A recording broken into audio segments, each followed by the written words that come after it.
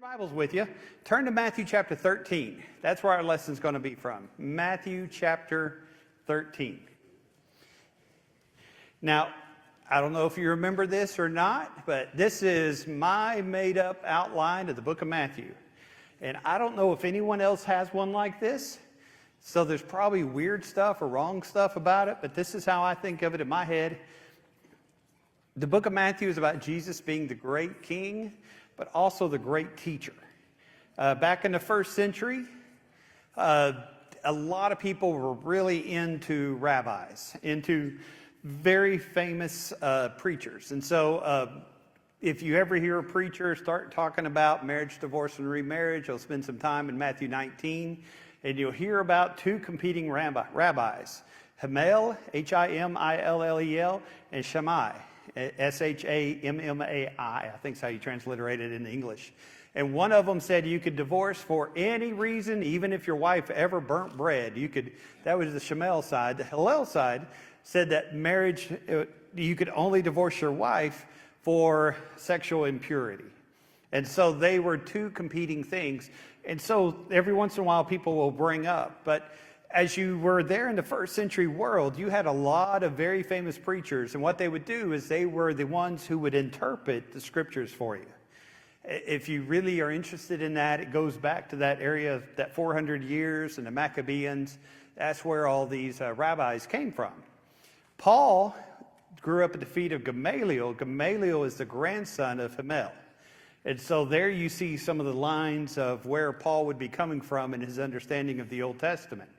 Now, of course, he's inspired as he's writing in the New Testament. But anyway, Jesus is a great rabbi. And so Matthew is putting Jesus into the hero sculpture or the hero idea, the hero ethic of the first century, saying, listen to Matthew. He is the guy you want, or listen to Jesus.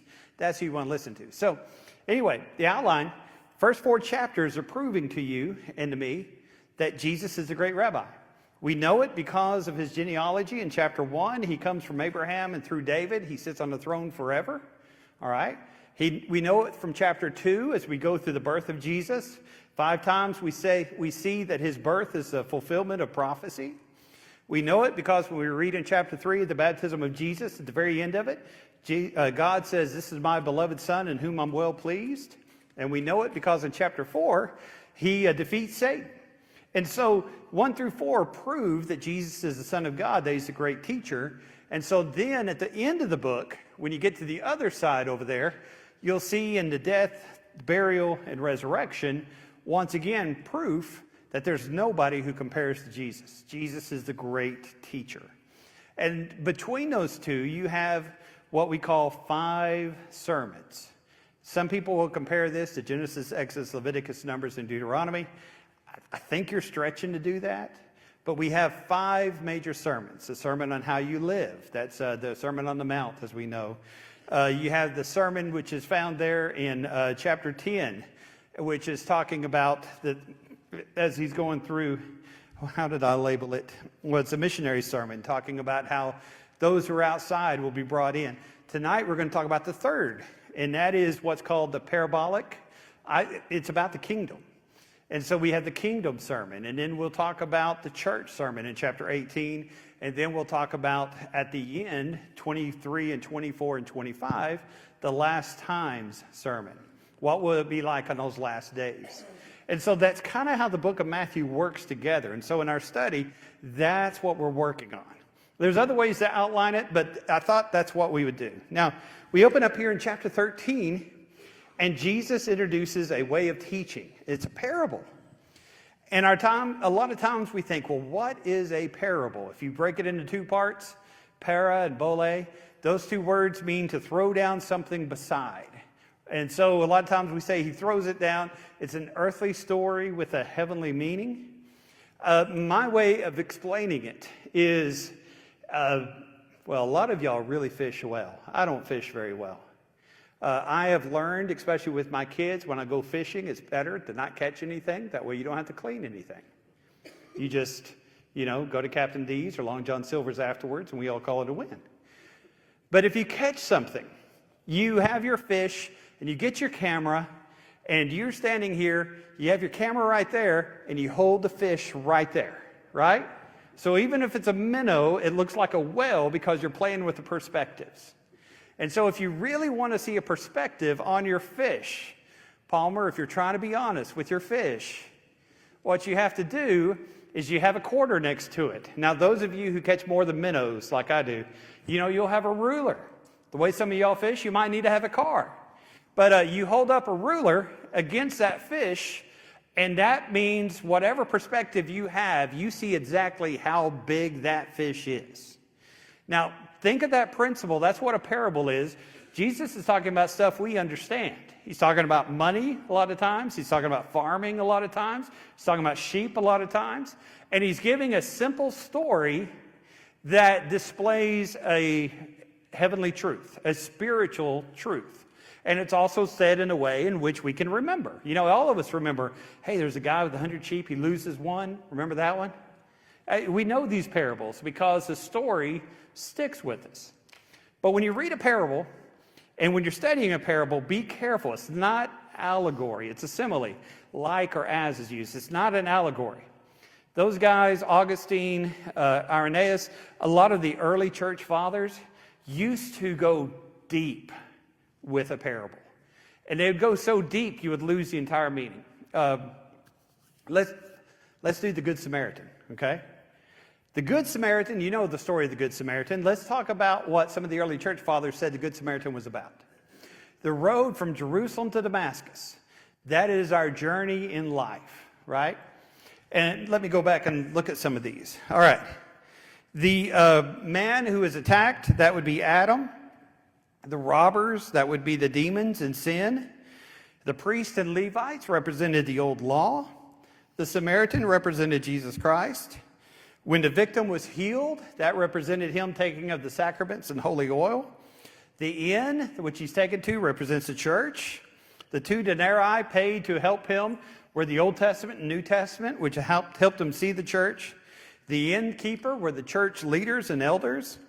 The beast which he was put upon was the flesh of Christ. And the promised return of the Samaritan would be the second coming of Jesus. In other words, he looked at every small detail and said, okay, that has to have a spiritual thing here or there or wherever else. What's a Good Samaritan about? It's answering a question. Who is my neighbor? And that is a lesson that Jesus is trying to get across. So when you look at a parable, beware before you start finding every little thing. When you find 2 or 3 lessons in there, realize most parables have one lesson. And so go to that one spot. Rich man and Lazarus, is that really a parable? Well, maybe and maybe not.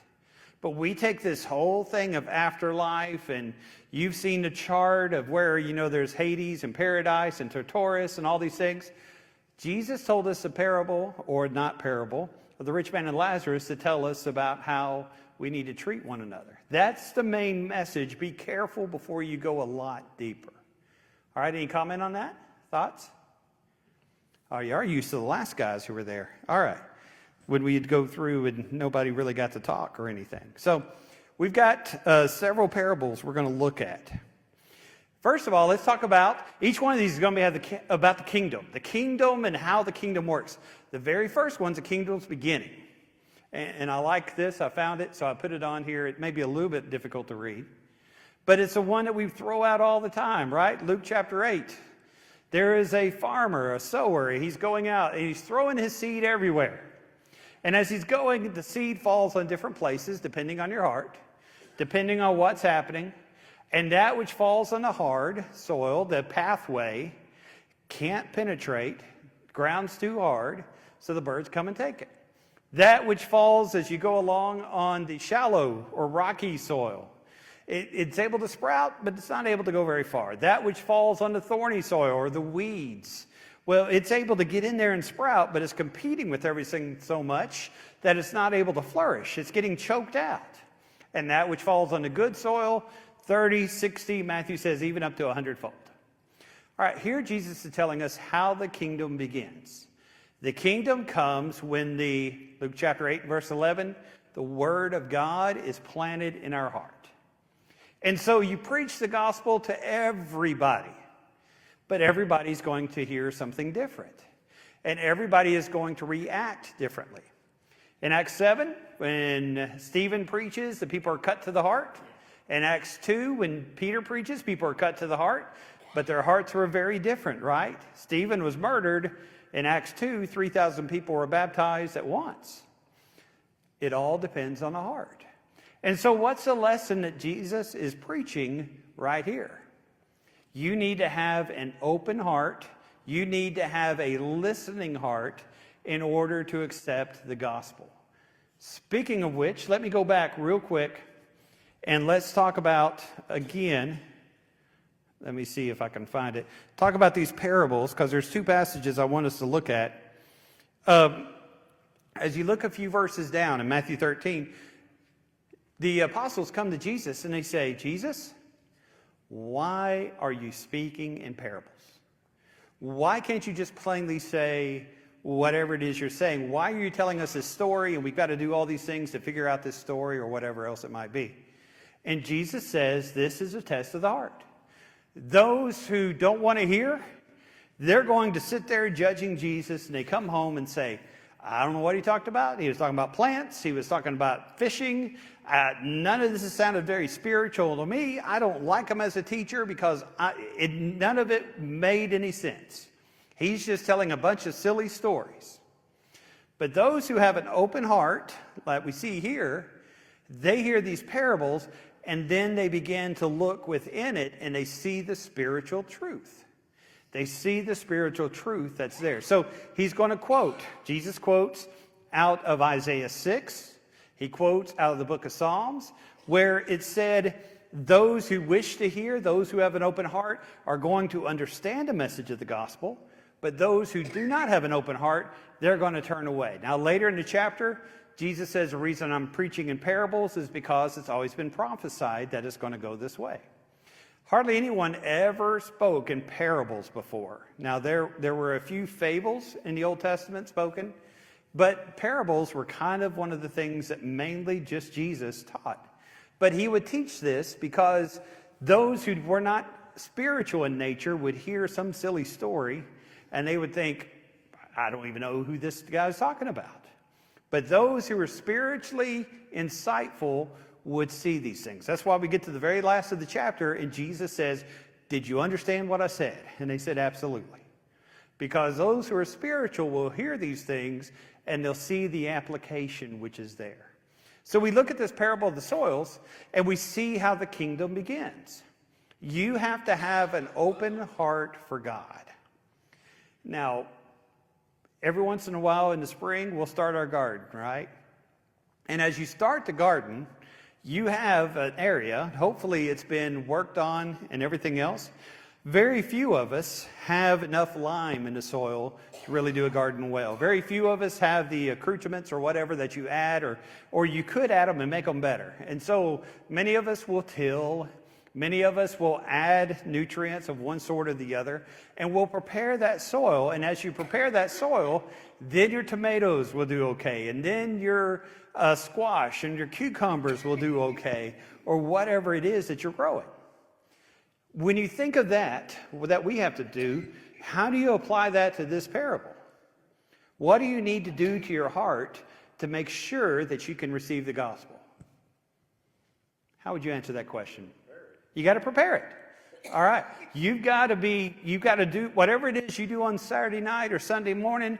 You need to be able to be at church and have a mind which is working, right? Okay? When we get to church late and our minds are blown because we've done this and done that and everything else, it's hard to listen in the sermon and have that come into our mind, into our heart. You've got to prepare the soil. When you're reading the Bible, it's not enough just to run across those words.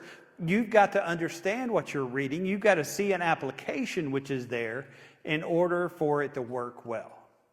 How many of us, and you don't have to raise your hands, our lives are so stinking crowded with everything in the world that we can't really concentrate on our spiritual life?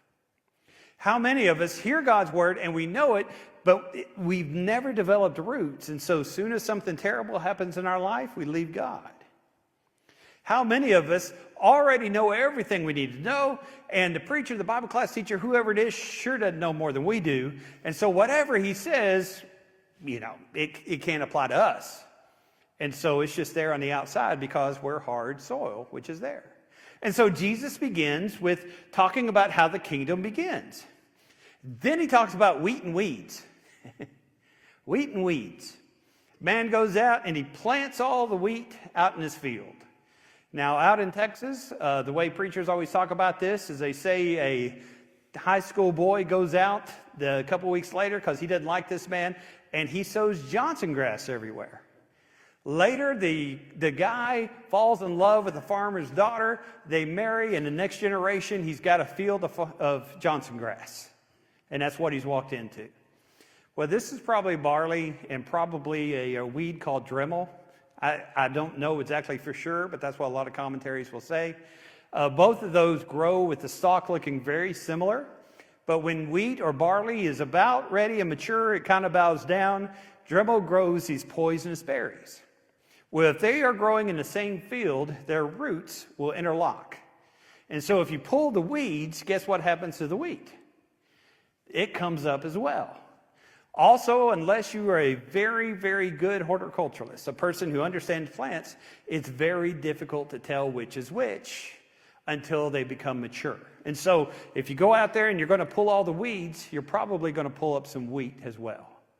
And so Jesus tells us about this parable where the man has the wheat and somebody has planted the weeds in there, or tares. I like wheat and weeds because it's alliteration. And the farmer says, wait until harvest, and then we can tell. You look in Matthew chapter 7, verse 15. By their fruits you shall what? Know them, okay? Now, how does that parable apply to us?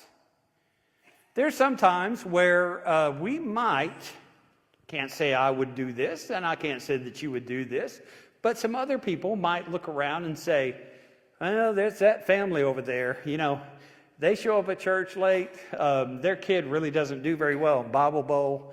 They seem kind of ignorant about church stuff. They're not real Christians like you and I are. And we might look over there and say, well, look what's happened in their life, and look how their family is, and look at some of the mistakes their kids have done. They're not good Christians like you and I.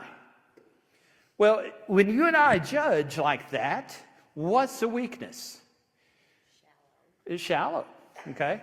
What was Samuel told when he was choosing the next king in Jesse's home? You just look at the outside, the Lord looks at what? The heart. And I can't read your heart. You can't read my heart. And there's sometimes I would go through the church and say, nominal Christian, let's pluck him and get him out of here. When God is actually working something amazing in that person. And sometimes, it's good if you can quote all the Bible. But God's power and majesty is sometimes shown by those people who it's just amazing they were able to make it today and walk through the door. And it's amazing that they are struggling with this addiction that they have. It's amazing that they're struggling with this family issue that they have, that they are still faithful. And so what he's saying here is the kingdom remains. Be careful. Judge with, earlier in Matthew 7, judge with that righteous judgment. Be careful before you begin plucking all the weeds out of the church. Let the fruit be shown. Now, does that go against what Paul teaches when he says, throw the leaven out of the church? When somebody is in open sin, living with his father's wife, does that mean that we are not to practice church discipline? Yeah, we are to practice church discipline. Open, outrageous sin cannot be allowed to remain in the church because it's going to spread. But we're talking about something different. We're talking about deciding who is a Christian, who is a super Christian, who is an acceptable Christian in our mind. We're going through and checking that out. And so you have the kingdom beginning, you have the kingdom remaining. Now let's look at the kingdom's growth. Now we are getting into plants I'm not used to, but he talks about a mustard seed. And I've had the spices, a mustard seed is very, very small. And you plant it 8, 10 feet tall. It has birds' nests in it. It is a large bush. It's what we call it here. It's a tree. Out in West Texas, we had mesquite trees. And we were very proud of our trees, but our trees were only that tall. You know, not a tree in this part of the country. It's a bush. But you look at that and you see a small mustard seed, and then you see the tree that it turns into. Jesus says, you know what? That's how the church works. Now, give an illustration of how that's how the church works. Think about the apostles. How many of them were there? 12, 13 if you count Paul. All from Judea, a backwaters area of the world. No generals, no philosophers, no rich people, no royalty.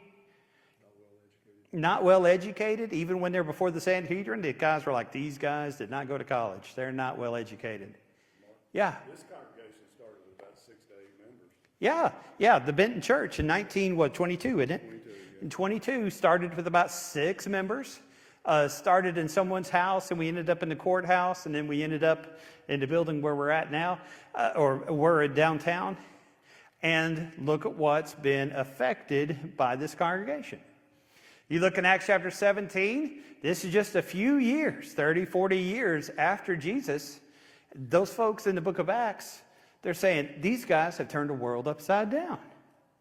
God does not, according to 1 Corinthians chapter 1, choose the wise of this world, the wealthy of the world. He chooses those who are not considered great, so that his glory is shown. That's the lesson being taught here. Yes, sir, Dan? Also, interesting enough, he uses a mustard seed and says if you have that much faith, yeah, you can do great things. if you have that amount of faith, you can accomplish great, great things. Absolutely. Now, the next one, very similarly, is the yeast, or my New King James calls it the leaven. Okay? Now, yeast is just a small bit of living lump powder. If it's activated, it's a lump that you put into a large piece of dough. And it's so interesting because it's a living organism and it spreads throughout it as you knead the dough. You don't see it, you don't smell it, you don't see how it's working and all the chemical and biological reactions that are happening there, but it greatly affects all that bread, and then there you are. Now you look at the level of bread he's talking about here, and several commentaries said it would feed 500 people. So he's talking about a huge lump, and he says you put that leaven, you put that yeast in it, and it's amazing, even though you don't see it, the change and the influence that's there. Most important building in Marshall County. What would it be? CFSB, big bank, right? Good sized bank, a lot of money passes through that place. Walmart, if you ever need to do a church visit, just go to Walmart, you'll see all of us there, right? I've learned you need to dress up to go to Walmart because you're going to see everybody. You know, don't go in your pajamas. You'll see everybody at Walmart. Okay? Gas station, pretty important. Schools, man, we're controlling the future of our world through the school system. One of the more important buildings, and even if it's not a fancy building, it's the church building. Because as the gospel permeates throughout the community, it changes the nature of the school system. It changes the nature of the bank. It changes the nature, believe it or not, of even the local Walmart. It affects everything. Now, how does that work? We don't always understand how God works, but he does. The gospel message seems so simple. The gospel message seems so antiquated to many people, and yet it permeates. It works like dynamite, doesn't it? The power of the gospel, Romans chapter 1 and verse 16.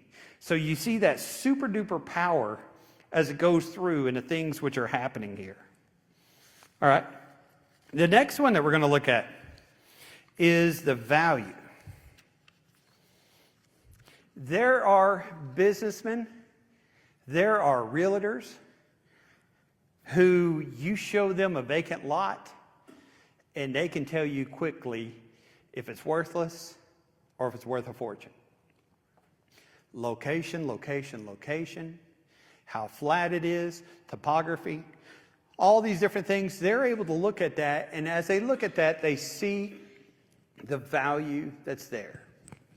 There's a merchant. His job is he goes around and he buys property. He's out in the field one day looking at it, and he realizes there's a treasure right here. Now, is it a treasure chest? Maybe. Did somebody hide something there and then pass away and it's been there for a while? We don't know. We don't know all the background.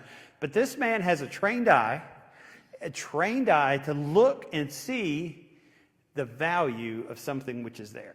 And that should say the kingdom's value rather than the kingdom's growth. The church is that way. The world looks at the church and they think that's a bunch of crazy people. They could be sleeping in on Sunday. The world looks at the church and they think, the preacher's been saying the same thing for 100 years. Not just that preacher, but all their preachers. The world looks at the church and they think they're old-fashioned, they're superstitious, whatever else it might be. But if we look with the trained eye, we see the value of the kingdom. And we see just how special the kingdom is. Now, what did this man do in order to buy the field? He went and he sold what? Everything that he had. Now imagine, ladies or husbands, if your spouse came home and said, I found something great. I need you to sell the car. I need you to sell the jewelry. We're going to sell the couch, the refrigerator. We're going to sell the TVs. We're going to sell the carpet. We're going to sell everything, cell phones, whatever's in the house. We are selling it. What's your spouse going to think about you? That is crazy. Don't you touch the TV, right? Don't you touch the carpet. But when he sold all that, he bought the field, he ended up being mega rich and getting so much more back out of it. Now, how does that apply to the church? Some people say, man, the church has so many rules. But it's worth it, isn't it? Some people say, man, the church takes up so much time. Sunday morning, Sunday night, Wednesday night, other events that the church has, it's worth it. Some people say, I get made fun of as a Christian, or I have to endure persecution as a Christian. It's worth it. And when you look at it with a spiritual eye, you realize there is a treasure there that is just waiting for you. There is a treasure there that really, really matters. Now there's a merchant who works with pearls. And he's seen 1,000,000, billion, gazillion pearls. Every day he looks at them. Okay, this is valuable. This is not as valuable. He's ranking them. He's selling them. He's trading back and forth. Whatever else it might be. And he's going through all those things. And then one day he finds the pearl. And he has a trained eye to recognize just how valuable it is. Now, I don't think Jared Weibark's in here. He goes to another class. But I know that he trades in baseball cards, football cards, other cards. They go to a lot of trading shows and such. You might ask him about his collection. And if he had a first edition Lou Gehrig card, if he had a first edition Babe Ruth card, you think he would sell much of his collection in order to get that one card? If you recognize the value, he sure would. Because then he'd realize I could hold on to that, or if I could sell that, I could buy 4 or 5 times what I have originally. He's dealt with things every day, and when something special comes across, he is trained to recognize. Now, as a Christian, you've read verses, you've heard sermons, you've heard Bible classes, but do you have a trained eye to realize what really matters? What is truth? What needs to be applied to my life? Where I need to move, where I need to grow, where I need to learn. You see, this is the kingdom's value. These people are trained. Many other people could look at that pearl. Many other people have looked at that field and they thought it's just like every other one. But the person who's trained finds the Lord's church. The person who's trained does whatever it takes to be a part of that Lord's church because they see the value that's there. You see how that works? It's pretty good stuff. All right. Our last parable, not the end of class, but the last parable is the dragnet. People in that world used to fish this way. They wouldn't really have a lure that you cast out and you bring in. They wouldn't really have the trot lines where you go out and catch catfish like that. Oftentimes what they would do is they would work from the shore, they'd get in a boat, and they throw out a net. And that net would have corks on one side, weights on the other, so that when you threw it, it would turn, and then you could just cinch it together, and you would pull it into the boat. Whatever's in the water is going to get caught in that net. And so your big job as a fisherman is not just heaving the net, but it's bringing in the net and being able to identify, what fish do I want? Is this a carp? Is this a crappie?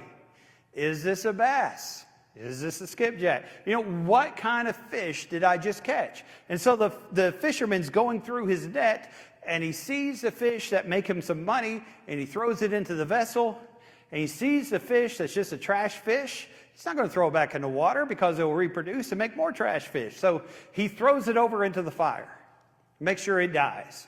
So that way the value of whatever's left in the water will go up. And so he's going through and he's working through that dragnet, deciding, what fish am I going to keep? Now, when you read this parable out of context, you're thinking, Jesus is talking about Judgment Day. Here are the saved people. Here are the lost people. And this is how it's working. Jesus is going a little bit deeper than this because he's talking about the kingdom. He is looking at the religious people in his day. The children of Israel are God's people. They are in the lake. But as they're bringing them in, there are some who are spiritually minded who recognize Jesus as the Messiah, as Lord, and there's some who don't. And what Jesus is saying on that last day, a parallel passage or a parallel parable. That sounds weird. A similar parable. All right, we'll say it that way. Parallel parable. Got to think about that for a while. Would be Matthew 25, 31 through 46, the sheep and the goats, right? Both of them think that they've followed Jesus, but some have treated other people rightly, and so they're the ones who are the sheep. And the ones who only follow Jesus but didn't care about their neighbor, they're the goats who are destroyed. Well, in this one, Jesus is thrown out among God's people and brought it up, and there are those who are faithful, and there are those that are not. A closer parallel parable would also be the wheat and the weeds. They're both in the field. Some are good, some are not good.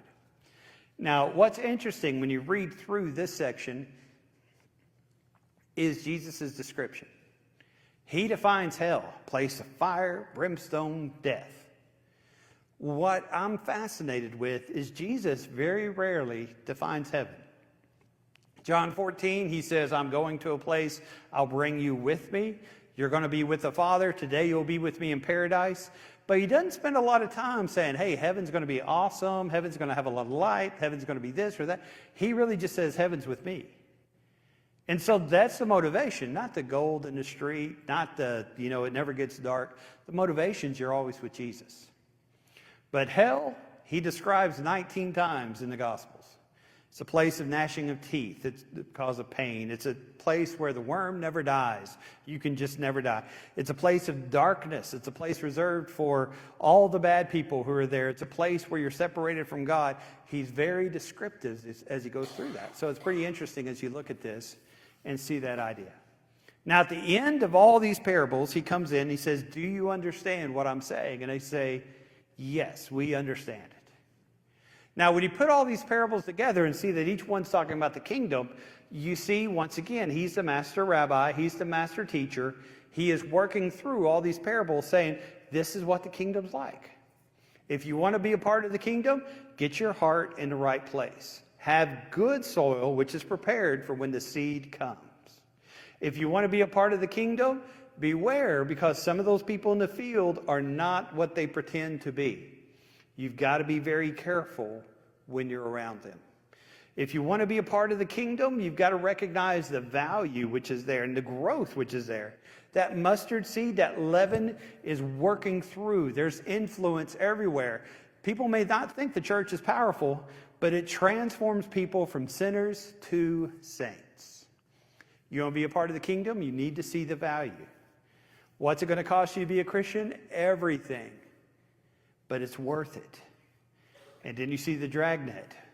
We're going to be judged in that last day.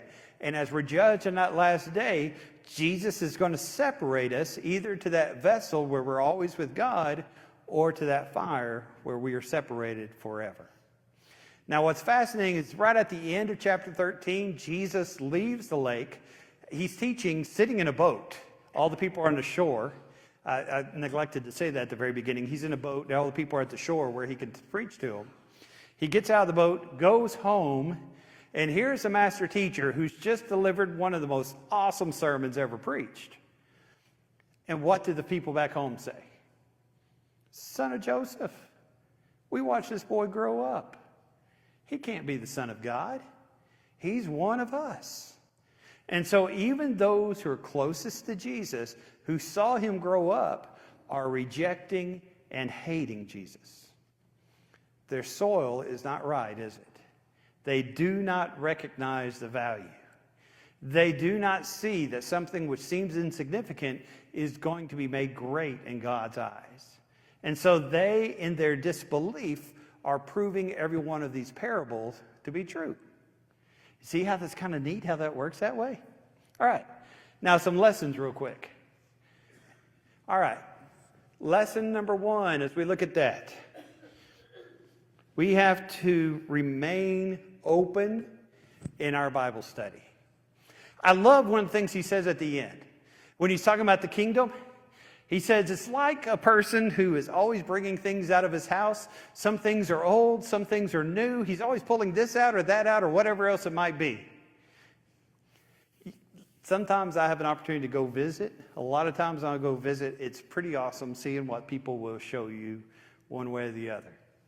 They'll always pull something out. It may be something that is 100 years old, or maybe something that they just bought yesterday. But you think of a person who's bringing all this out. How's Bible study that way? I love Psalm 23. You know why? Because I've read it 1,000,000 times and heard dozens of sermons on it. It's the old classic, and yet it comforts me every time I read it. But how many of us do some Bible study and we find something there that we've never seen before? Got 3 different degrees in Bible, and I'm still always finding something new. And it's like God is sitting there and he says, remember this old stuff. Remember the antique, how cool this is. Does God say cool? I bet he does. And then look at this new thing that you've never noticed before, and now you finally have found it. And so when you look at this lesson, you're always going to find something in your Bible study if you have an open heart and if you have an open mind. Number 2, the kingdom is special. There's nothing like it in the world. I live in a great country. I love America. I love everything that we have about America. We got some flaws here and there, but I really think it's the greatest country in the world. But is the country more important than the church? Absolutely not. And I love this institution or that institution or whatever. Nothing matters more than the Lord's church. God's kingdom is special. Some people look at the church as a little mustard seed, but I recognize it as the power of God. And I recognize it as the people of God. I recognize it as Christ, his very body. And that's what makes it so wonderful. And number 3, as a preacher, don't blame yourself. Preach God's word, but don't blame yourself. There will be some people who listen, and there will be some people who don't. Jeremiah, great preacher, preached 40 years, not a single response. Stephen preached one of the most awesome sermons in the New Testament, Acts chapter 7, and they murdered him right after it was over. Paul preached the gospel and healed a young lady that was demon-possessed, and they threw him into the inner parts of the jail. Jesus never sinned. He's the greatest teacher who's ever lived, and they hanged him on a cross. And people continually rejected him. Our job is not necessarily to convert. Our job is to preach and let people make their own decision. That song that I don't like, but sometimes we sing, "You Never Mentioned Him to Me." You remember that song? Sometimes we sing it. It always gives me the creeps, I guess because I have a guilty conscience. But don't let anybody reach the day of judgment and say that, "Well, I didn't know. Nobody ever told me." Let people make their own decisions. Some people are going to listen, and some people will not listen. But let them make their own decision. And realize when people reject you, they haven't rejected you, they've rejected God.